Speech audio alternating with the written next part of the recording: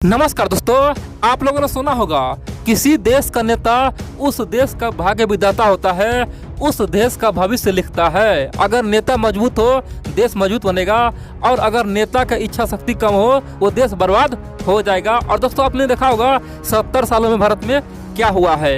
लेकिन बड़ी बात तो यह है, अब की बार एलएसी से बहुत बड़ी खबर निकल कर रही है। दरअसल भारतीय सेना ने बहुत भयंकर, बहुत बड़ा और बहुत ही खतरनाक युद्ध अभ्यास किया है, और वो भी चीन को मिटाने के लिए, और खासतौर पे अक्साई चीन को केवल कुछ ही घंटों में चीन से छुड़ाने के लिए। दोस्तों अब तक आपने सुना होगा भारत केवल पीओके की बात करता था, भारतीय आर्मी केवल पीओके का बात करता था, यहाँ तक कि पीओके पे ही कोई युद्ध अभ्यास करता था।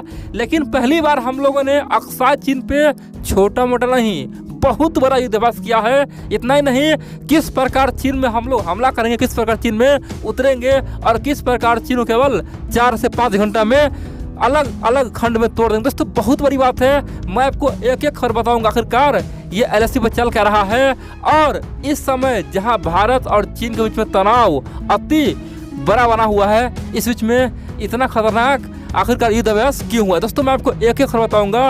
और इस युद्ध अभ्यास का नतीजा क्या रहा है, क्या हम लोग जीत पाए हैं चीन से, क्या हम लोगों ने जो डमी प्रैक्टिस किया है क्या चीन को हरा पाए हैं। दोस्तों मैं आपको एक एक खबर बताऊंगा। और बड़ी बात तो यह है, चीनी मीडिया, ग्लोबल टाइम, चीन सरकार सब बौखला गया है, बोल रहा है कि भारत ने हमें सीधा युद्ध का धमकी दिया है, भारत ने अपना टारगेट बदल लिया है। पहले पाकिस्तान को अपना दुश्मन मानता था, अब मुझे मान रहा है भारत ने ये क्या कर लिया। दोस्तों बहुत बड़ी बात है, चीन में हरकम मचा हुआ है। चलिए हम लोग शुरू जानते आखिरकार हुआ क्या है।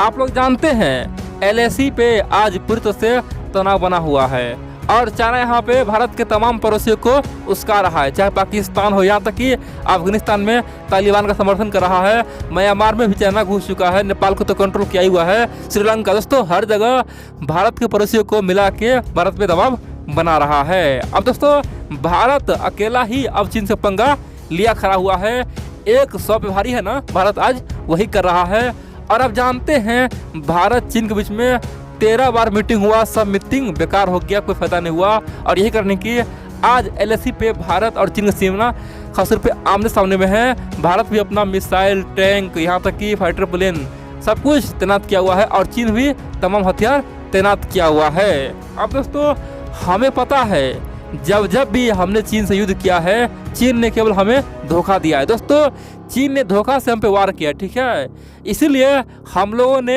एक प्लान बनाया। प्लान यह था कि अगर हमें केवल 1 मिनट के लिए मौका मिल जाए। दोस्तों कल तक हम लोग चीन से दूर भाग रहे थे, चीन से कौन लड़ेगा भाई, चीन तो बलवान है, बहुत बड़ा खतरनाक है। यहाँ तक बोले थे कि अरे भाई हम लोग अपने सीमा में, चाहे अरुणाचल प्रदेश हो, एलएसी के किसी भी जगह पे, चाहे उत्तराखंड हो या फिर लद्दाख हो, हिमाचल हो, हम लोग कहीं भी सीमा पे सड़क नहीं बनाएंगे, क्योंकि अगर हम सीमा पे सड़क बनाते हैं ना तो चाइना युद्ध के समय में हमारा ही सड़क पे अपना टैंक उतार देगा, और भारत के सड़कों पे चीन का टैंक घूमेगा, और फिर तो पूरी तरह से अरुणाचल प्रदेश, लद्दाख चीन के कब्जे में चला जाएगा। और दोस्तों यही नीति हमारे पूर्व प्रधानमंत्रियों का था, और 2002 तक तो कोई खासतौर पे एलएसी पे चीन के आसपास में कोई सड़क बना ही नहीं, न तो कोई ब्रिज बना, क्योंकि उसे डर था कि चीन खतरनाक है, हमारे शहर में आके हमारे ही सड़क का उपयोग करेगा। अब दोस्तों सरकार आया अटल बिहारी वाजपेयी का, उन्होंने तमाम जो अपवाद था सब कुछ खत्म कर दिया,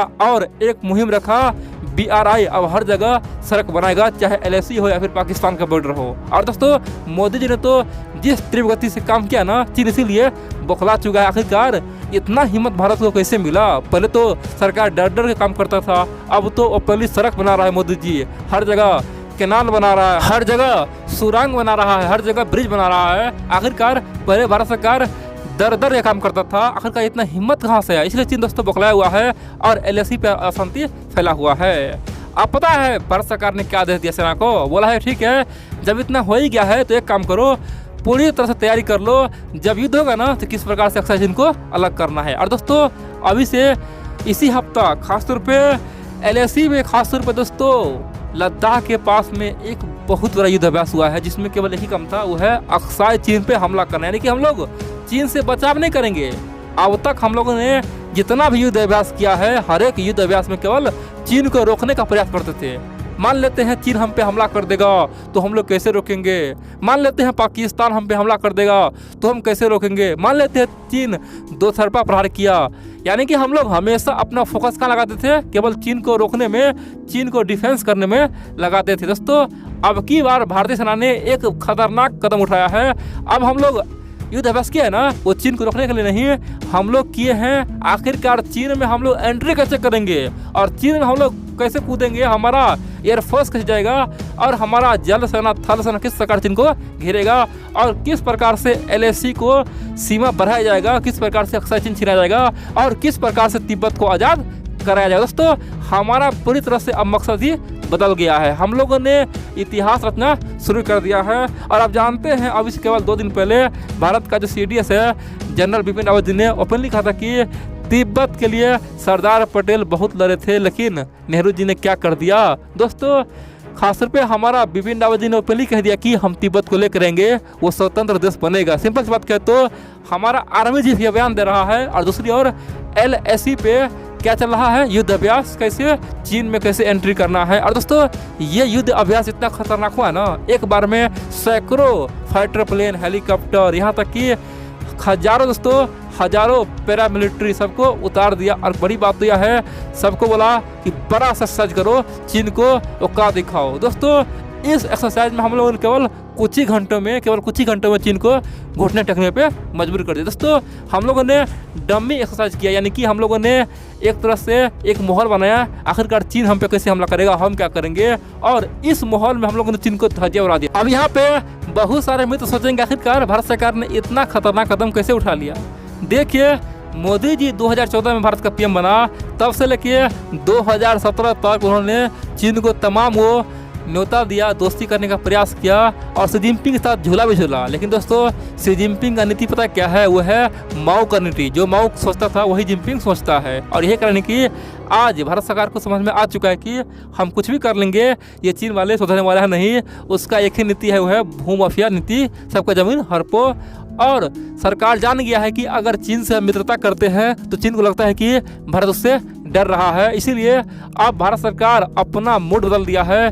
चीन को बता रहा है कि देखो भाई चीन, अगर तुम युद्ध करोगे ना, तुम्हें लगता है कि हम बहुत पहलवान हैं, ये बिल्कुल तुम्हारा सोच गलत है। अगर युद्ध करोगे जितना नुकसान हमें होगा, दोस्तों युद्ध में दोनों का नुकसान होता है, ठीक है। तो भारत ने साफ जाहिर कर दिया है कि जितना नुकसान हमें होगा उससे अधिक नुकसान तुम्हारा पहुंचा कर रहेंगे। तुम तो दुनिया का नंबर 2 का अर्थव्यवस्था बना हुआ है ना, तुम्हें बर्बाद ही कर देंगे। हम तो ऑलरेडी अभी उतना आगे नहीं गए हैं, लेकिन तुम्हें बर्बाद कर देंगे। दोस्तों भारत ने पहले एक माहौल खड़ा किया है और चीन को बहुत बड़ा दबाव दिया है कि अब तुम आंख दिखा कर दिखाओ। दोस्तों भारत ने सब कर दिया है कि हम तो डूबेंगे ही, तुम्हें भी डुबा के छोड़ेंगे, तुम्हारा भरम तोड़ेंगे। और भारत ने साफ कर दिया है कि अकेला तुम्हें नहीं, पाकिस्तान को भी डुबा देंगे, बर्बाद कर देंगे, सबको खत्म करेंगे। दोस्तों भारत ने साफ कर दिया है कि अगर तुम्हारे पास बम है, तुम्हारे पास भी परमाणु बम है, अगर तुम हम पे अटैक करोगे तो हम भी तुम्हें मिटा सकते, इतना पावर हमें भी है। और इसीलिए चीनी थिंक टैंक बौखलाया हुआ है, आखिरकार भारत से कर क्या रहा है। और चीन के मीडिया बोल रहा है कि ये सब अमेरिका के इशारों पे हो रहा है, इजराइल करवा रहा है, यूरोप करवा रहा है। लेकिन दोस्तों चीन अपना गलती देख रहा है, आखिरकार वो कितना भारत को पहले सताता था, इसीलिए भारत आज गुस्से में चीन को जवाब दे रहा है। लेकिन चीन वाले तो हमेशा अमेरिका यूरोप पे ही इल्ज़ाम लगाता है।